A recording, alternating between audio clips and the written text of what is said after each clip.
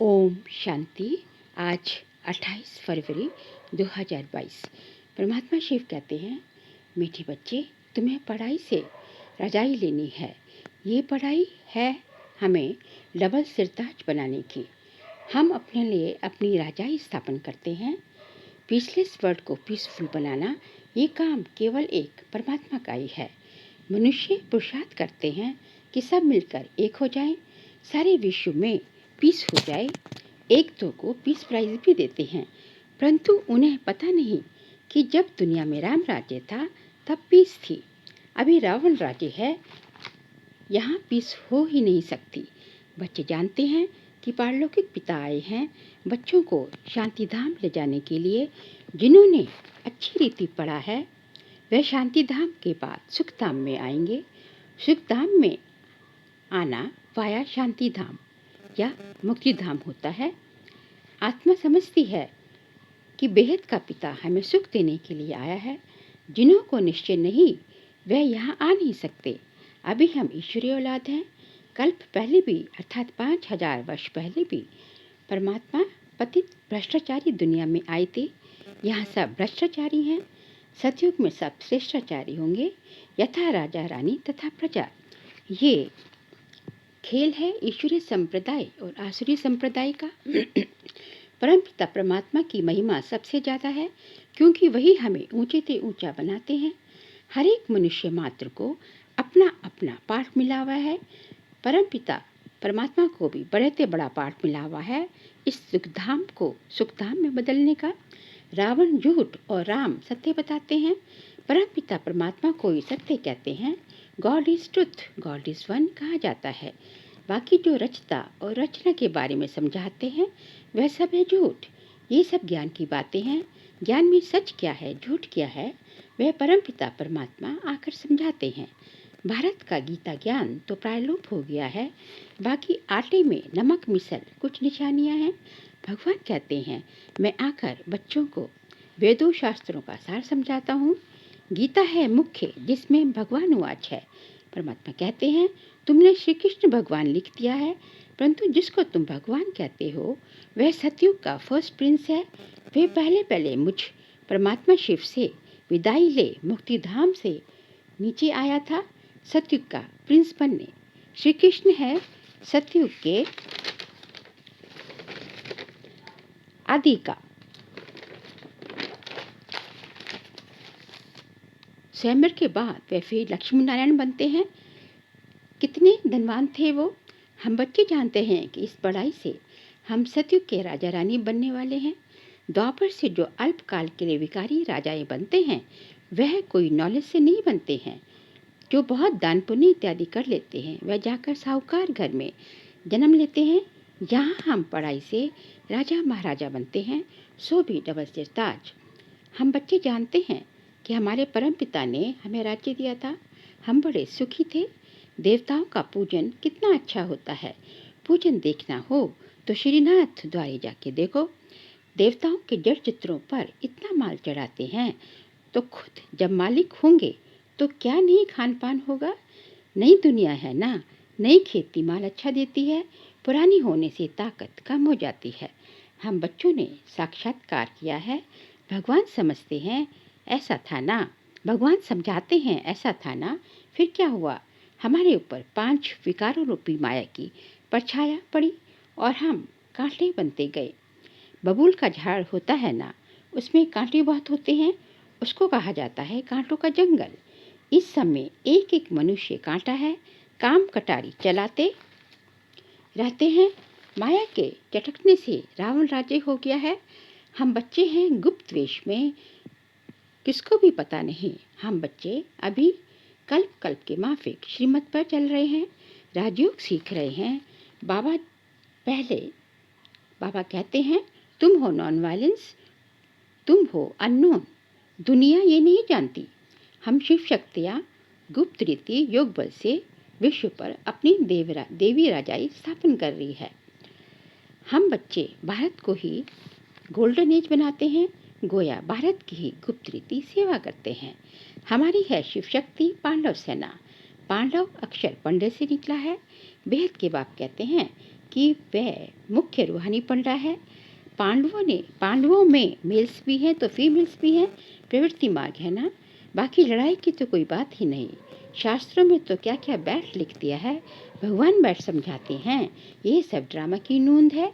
दुनिया में कहा जाता है भक्ति से भगवान मिलेगा, भक्ति का फल देना अर्थात सदगति करना। फिर सतयुग में भक्ति आदि होती नहीं। परमात्मा आकर देवी देवता धर्म की स्थापना करते हैं तो फिर और धर्मों का विनाश हो जाता है। अभी हमें ईश्वरीय संप्रदाय के, दुनिया वाले हैं आसुरी संप्रदाय। अभी हम बनते हैं ईश्वरीय औलाद। ईश्वर कौन है? वह निराकार शिव है, ब्रह्मा या श्री कृष्ण नहीं। लोग ब्रह्म तत्व को भी ईश्वर समझते हैं, पर वह तो रहने का स्थान है जहाँ हम आत्माएं रहती हैं, जिनको शालिग्राम भी कहते हैं। रुद्र यज्ञ जब रचते हैं तो परमपिता परमात्मा का बड़ा शिवलिंग और छोटे छोटे शालिग्राम बनाते हैं, परंतु ऐसे है नहीं। आत्मा और परमात्मा कोई छोटी बड़ी नहीं होती, पर परमात्मा परमात्मा है अर्थात सुप्रीम सोल है, पर रहती वो भी परम धाम में है। कई लोग अपने को ईश्वर कहते हैं, नाम रख दिया है ब्रह्म ज्ञानी, पर इसका कोई अर्थ ही नहीं है। ब्रह्म तो रहने का स्थान है। आत्मा अपने शरीर के ऑर्गन्स द्वारा सब कार्य करती है, अपने परम पिता को भी याद करती है। बाबा कहते हैं बच्चे, अभी ये तुम्हारा धर्माऊ कल्याणकारी जन्म है, अभी हमारा कल्याण होने वाला है, इसलिए ये कल्याणकारी जन्म और कल्याणकारी युग कहा जाता है। इस संगम का किसको भी पता नहीं है। संगम को युगे युगे कहा है तो 4 संगम दिखाए हैं। बाबा कहते हैं नहीं, ये तो उतरती कला के हैं।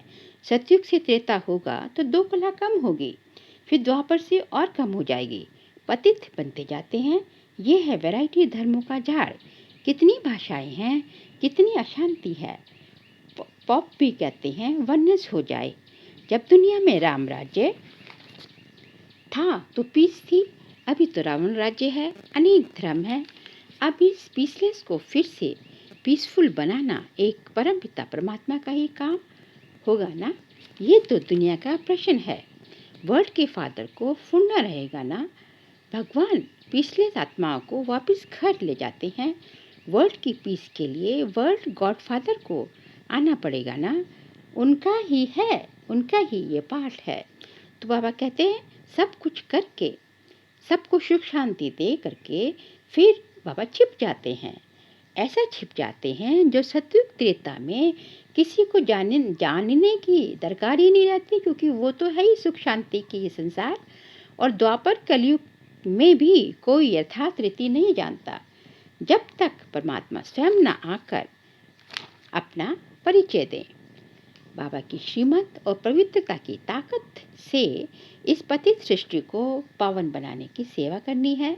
पारलौकिक पिता जो मीठे से मीठा है, जिससे स्वर्ग का वर्षा मिलता है, उसे निरंतर याद करते रहना है। योग बल से अपनी राजाई लेनी है। ये नॉलेज जो भगवान हमें देते हैं वह बाद में प्रायलोप हो जाती है। ये जो इतने मंदिर शास्त्र इत्यादि हैं, ये सब भक्ति मार्ग की सामग्री है, वे सब खत्म हो जाते हैं। अभी भगवान कहते हैं सिर्फ मुझ एक को याद करो और सबसे ममत्व मिटाओ। सन्यासी तो ऐसा कह ना सके, क्योंकि उनका तो है निवृत्ति मार्ग। सन्यासियों का भी ड्रामानुसार पाठ है। वह यह सन्यासी ना हो तो भारत और ही दुखी हो जाए। पवित्रता के बल से ही सृष्टि को सन्यासी लोग थोड़ा थामते हैं। मुख्य बात है पवित्रता की ताकत से हम पवित्र सृष्टि को पावन बनाते हैं भगवान की श्रीमत पर। ये यात्रा बहुत वंडरफुल है। पहले हम स्वीट होम अर्थात मुक्ति धाम जाकर फिर दिन अर्थात सतयुग में आते हैं। हम हैं रूहानी यात्रा के ब्राह्मण। जितना बाबा को याद करेंगे उतना ऊंच पद पाएंगे, नहीं करेंगे तो भस्मीभूत हो जाएंगे। बाबा कहते जब अपने लौकिक पिता को उठते बैठते चलते फिरते याद करते हो तो पारलौकिक पिता जिससे सर का वर्षा मिलता है, उसे क्यों भूल जाते हो? लज्जा नहीं आती? यदि पारलौकिक पिता को भूल जाएंगे तो वर्षा भी भूल जाएगा, फिर क्या पद पाएंगे? बाबा युक्ति से बतलाते रहते हैं। आधा कल्प दुख में भगवान को याद करते आए कि हमें सभी दुखों से छुड़ाओ। अब भगवान सभी दुखों से छुड़ाते हैं अगर भगवान की मत पर चलेंगे तो। बाबा कहते, मैं तुम्हारा पिता हूँ ना, फिर क्यों कहते हो कि हम भूल जाते हो? बाबा कहते, मैं तुम्हारा पिता हूँ ना, फिर क्यों कहते हो कि हम भूल जाते हैं? तुम बच्चे हो ना मेरे, शांति धाम सुख धाम जाएंगे ना, फिर मुझ बाप को याद नहीं कर सकते हो? मैं तुम्हें डबल सिताज बनाऊंगा। बच्चे कहते, हाँ बाबा याद करेंगे, फिर कहते हैं कि भूल गए। वंडर है ना? मीठे मीठे सीख लेते बच्चों प्रति माता पिता बाप दादा का याद प्यार और गुड मॉर्निंग। रूहानी बाप के रूहानी बच्चों को नमस्ते। हम रूहानी बच्चों की रूहानी बाप दादा को नमस्ते नमस्ते नमस्ते।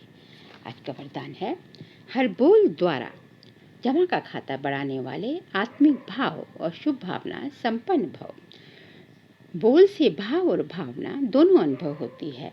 अगर हर बोल में शुभ व श्रेष्ठ भावना आत्मिक भाव है तो उस बोल से जमा का खाता बढ़ता है। यदि बोल में ईर्ष्या, द्वेष, घृणा, नफरत की भावना किसी भी परसेंट में समाई हुई है तो बोल द्वारा गंवाने का खाता ज़्यादा होता है। समर्थ बोल का अर्थ है जिस बोल में प्राप्ति का भाव हो, सार हो। अगर बोल में सार नहीं तो वह बोल व्यर्थ के खाते में चला जाता है। आज का स्लोगन है, हर कारण का निवारण कर सदा संतुष्ट रहना ही संतुष्ट मनी बनना है। ओम